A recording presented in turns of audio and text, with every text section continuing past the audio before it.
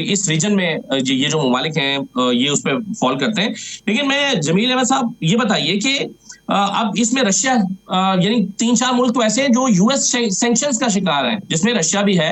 جس میں ایران بھی ہے, جس میں بیلاروس بھی ہے. یہ تو براہ راست یو ایس سینکشنز کا شکار ہے. اور پھر چائنا کے حوالے سے بھی یو ایس کیا سمجھتا ہے یا کس طرح کی رائے رکھتا ہے وہ بھی ہمیں معلوم ہے, اور سپیک کے حوالے سے امریکہ کی کیا رائے ہے یہ بھی ہم جانتے ہیں. تو میرا سوال آپ سے یہ ہے کہ اس کو امریکہ کتنے غور سے دیکھ رہا ہوگا کہ یہ سارے ممالک جو اس طرح سے ویسٹ کے ساتھ ان کے تعلقات بہت اچھے نہیں ہیں, اس کو وہ آپس میں بیٹھ کے ٹریڈ کے حوالے سے اب کیا کر رہے ہیں, اور خاص طور پر جب ہم ڈالر کے متبادل کو بھی ڈسکس کر رہے ہوں تو امریکہ اور ویسٹ اس کو کیسے دیکھ رہا ہوگا؟ جی ظاہر ہے امریکہ اور ویسٹ تو اس کو چیلنج کے طور پر دیکھتا ہے نا, کیونکہ امریکہ اس کو اس تشویش کی نگاہ سے اس لیے دیکھتا ہے کہ امریکہ کا ایک پورا ہمیشہ سے انفلوئنس رہا ہے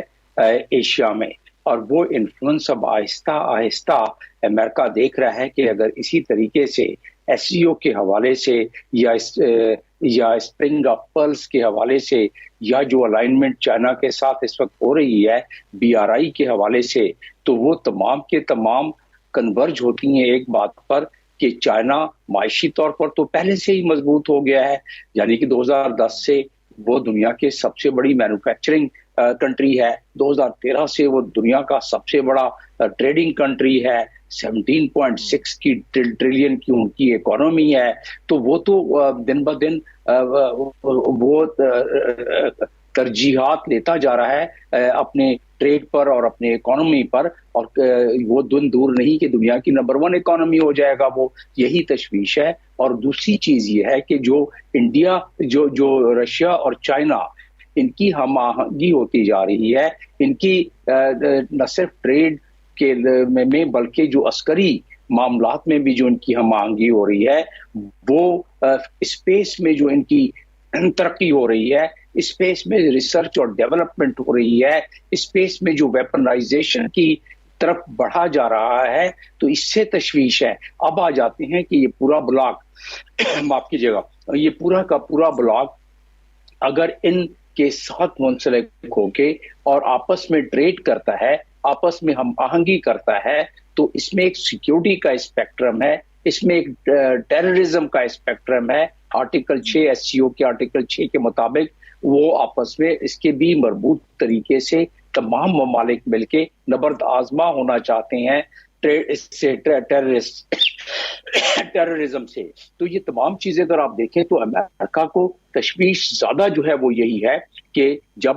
یہ بلاک مضبوط ہوگا تو ان کا انفلوئنس ایشیا میں بڑھے گا, اور جب ان کا انفلوئنس ایشیا میں بڑھے گا تو ظاہر ہے کہ ویسٹ کا یعنی کہ جو امریکہ کا انفلوئنس کم ہوگا. تو اسی لیے تو کہتے ہیں کہ ویسٹ سے اب جو گلوبل ویسٹ سے گلوبل ایسٹ کی طرف یہ ٹرانزیشن ہو رہی ہے, اور اس ٹرانزیشن میں ظاہر ٹرکشن ہے, اور ٹرکشن کا آپ شاخسانہ دیکھتے ہیں جو کہ آپ امریکن فارن پالیسی میں کنٹینمنٹ آف چائنا کے حوالے سے دیکھتے ہیں,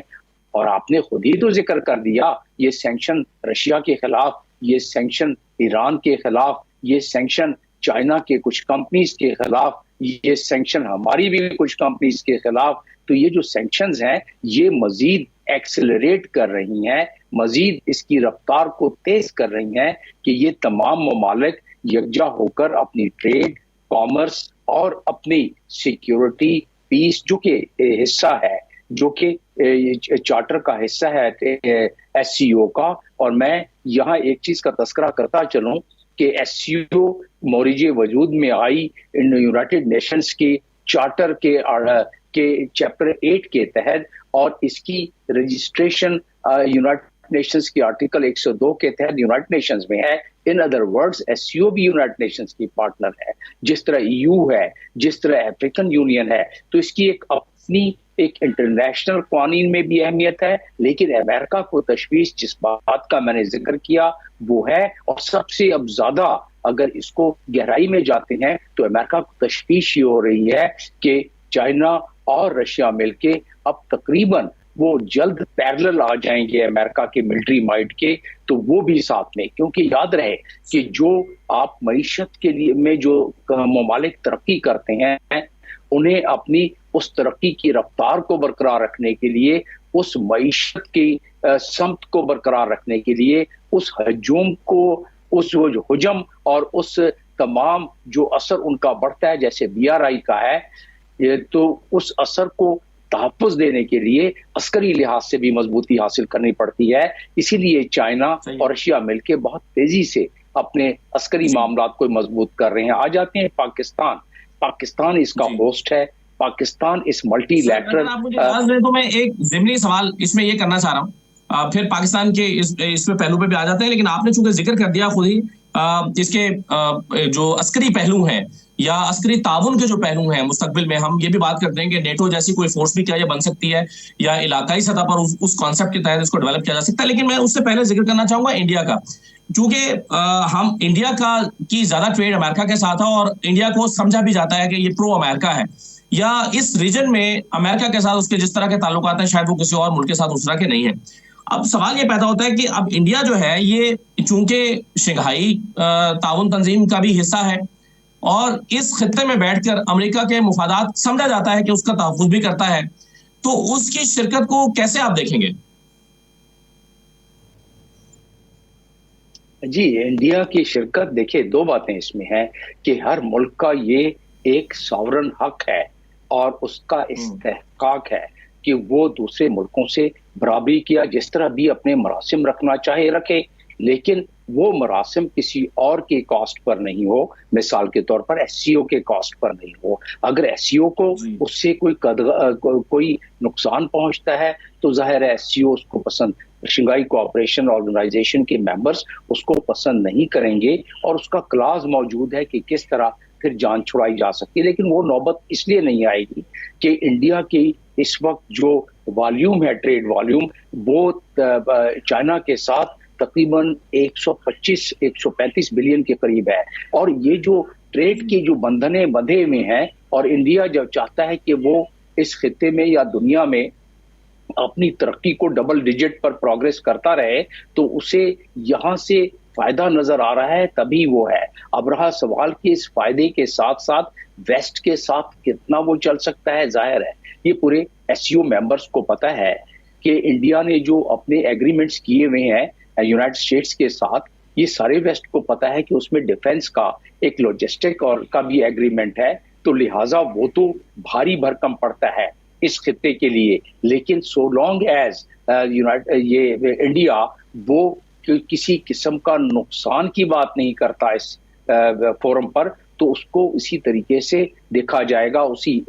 अच्छे से देखा जाएगा। लेकिन बहरहाल तशवीश तमाम मेंबर ममालिक को रहेगी इसमें। मैं आपको ये भी बताता चलूं कि चाइना और अमेरिका कंटेनमेंट पॉलिसी अपनी जगह पर, लेकिन उनकी ट्रेड तकरीबन 600-650 बिलियन की ट्रेड है आपस में, और चाइना की मैक्सिमम इन्वेस्टमेंट यानी कि ट्रेजरी बिल के खरीदारी के हिसाब से ये अमेरिका में है। तो जहां एक तरफ मईशत में काफी चीजें जुड़ी हुई हैं, वहां दूसरी तरफ कंपटीशन है, और कंपटीशन की वजूहात मैंने आपको बता दी कि कंपटीशन की वजूहात ये है कि अमेरिका साथ साथ ओकास बना लेता है, अमेरिका साथ साथ न्यूक्लियर प्रोपेल्ड सबमरीन छोड़ देता है स्टेट ऑफ मलाका के नजदीक। तो जाहिर है चाइना, और फिर जब अमेरिका उसकी इतनी हाई पावर्ड डेलीगेशन यानी कि हाउस ऑफ कॉमन उधर से वो अपने स्पीकर को भेज देते हैं उस डिस्प्यूटेड